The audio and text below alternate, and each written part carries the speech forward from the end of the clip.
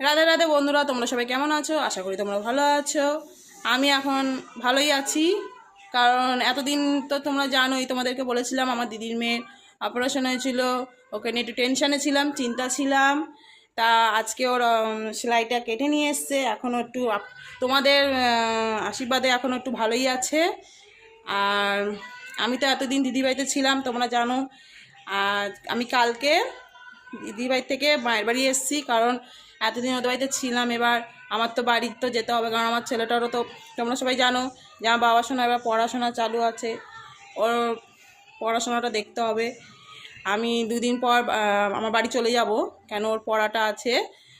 আর একটু আগে দিদি এসছিল, এসে ঘুরে গেছে। ওর আবার একটু শরীরটা খারাপ করেছে, ওর একটু মাথাটা ঘুরে গেছে, কারণ তোমরা বুঝতেই পারছো যে ওর মেয়েকে নিয়ে টেনশানে ছিল, চিন্তায় ছিল, দৌড়াদৌড়ি করেছে, এত করেছে।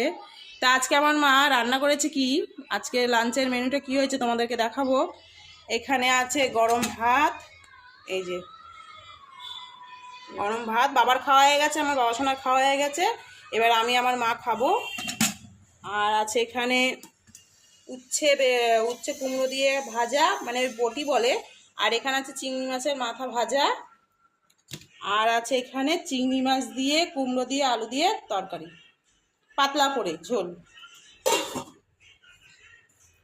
আর এইখানে মা করছে ঘুগনি, আজকে একটু ঘুগনি বানিয়েছে মা, ঘুগনি।